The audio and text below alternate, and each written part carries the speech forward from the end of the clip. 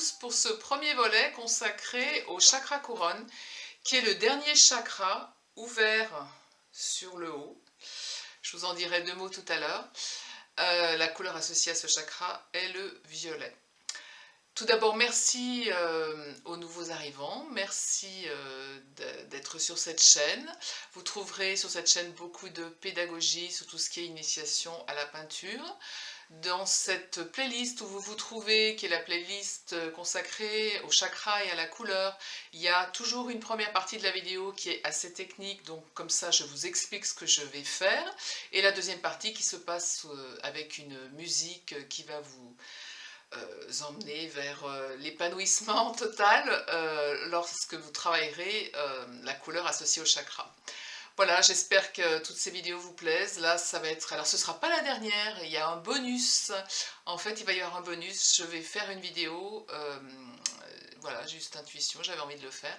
Une vidéo qui rassemble les 7 couleurs, les 7 chakras, avec une petite interprétation. Je ne vous en dis pas plus, on verra ça pour la prochaine vidéo. Voilà, et bien, à tout de suite.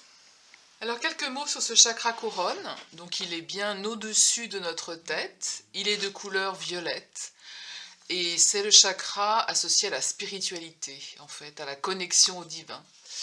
C'est un chakra qui invite à l'ouverture vers l'au-delà, et c'est peut-être le chakra de la sagesse.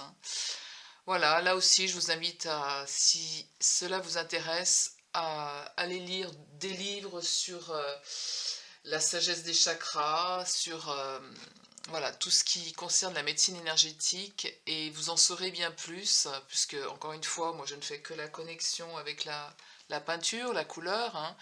Je vais être là avec ce violet pour essayer de vous faire une proposition, pour qu'ensuite vous puissiez prendre ce temps pour vous, pour travailler cette couleur afin de soutenir ce chakra coronal.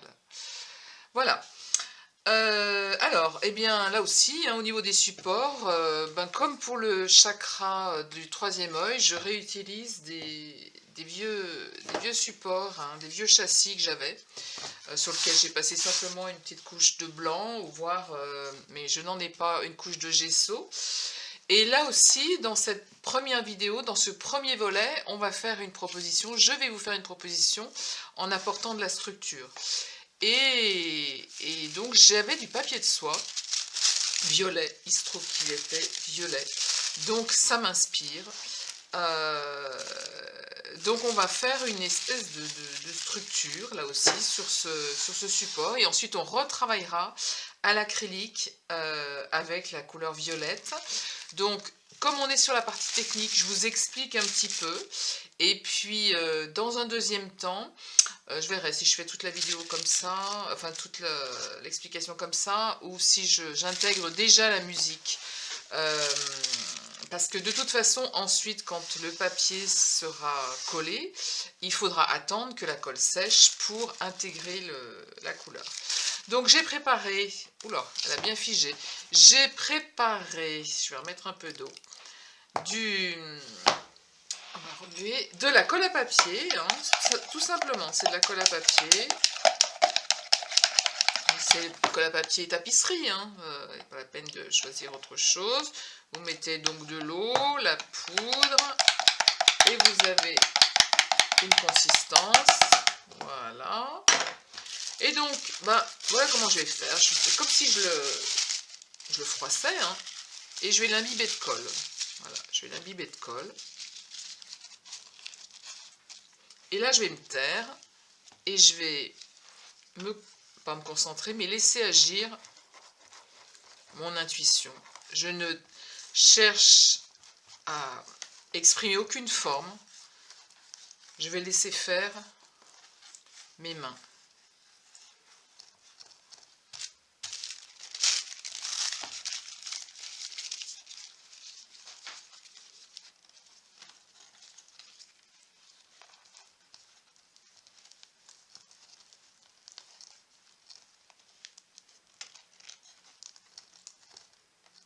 Et vous voyez, on est sur quelque chose qui est très apaisant. Le fait déjà de travailler avec ses doigts, avec ses mains. Alors ça peut rebuter certains, hein. il y a des formes qui se dégagent.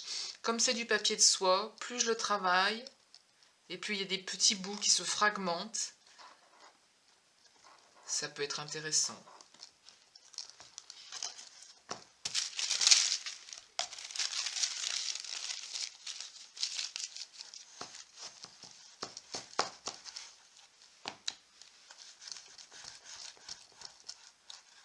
Donc j'amène en fait de l'épaisseur, je structure, et puis de la forme aussi. Est-ce que c'est une forme qui ensuite va m'inspirer lorsque ce sera sec? Peut-être, je ne sais pas. Bon, je ne suis pas obligée d'en mettre partout, hein.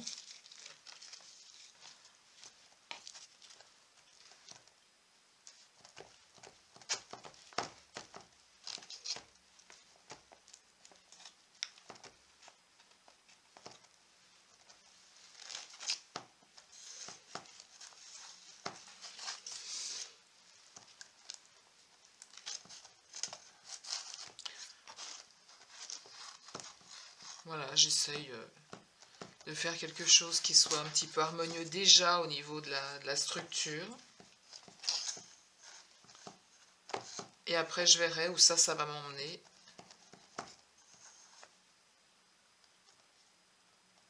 Lorsque je serai avec la peinture.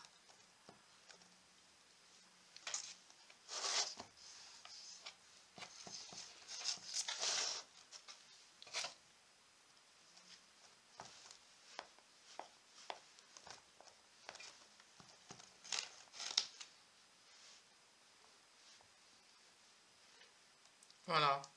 Et donc je vais m'arrêter là. Toujours envie de continuer quand même. Alors, il faut surtout écouter son intuition. Si on le sent, si on a cette capacité, même en peinture,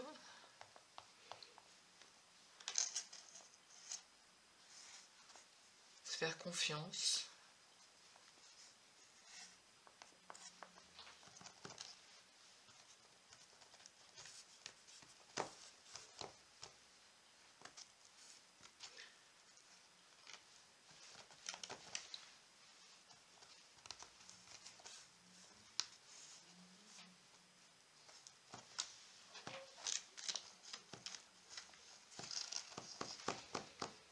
Voilà, j'arrête pour la structure. On va attendre que ça sèche. Et ensuite, on mettra les couleurs qu'il nous faut sur la palette. J'ai donc disposé mes couleurs acryliques sur la palette. Donc j'utilise le rose styrien, le violet. J'ai utilisé un bleu outre-mer et le bleu de Prusse. Et évidemment un petit peu de blanc. Je prépare, c'est toujours pareil, donc une spatule si j'ai envie de mélanger mes teintes. Un couteau, parce que c'est un outil que j'aime bien. Je peux utiliser d'autres matériaux. Là, c'est un bout de bois, je ne sais pas si je vais l'utiliser. Évidemment, des brosses. Hein, vous pouvez utiliser des brosses. Voilà, toujours pareil, les outils qui vous inspirent. Et donc, maintenant, je vais y aller. Je vais m'exprimer sur ce support avec cette structure en papier de soie qui a séché et qui va amener du relief et qui va me créer des profondeurs. Ça risque d'être très intéressant. Voilà, je vous souhaite un bon moment de partage, un bon moment de vidéo et je vous dis à la prochaine vidéo.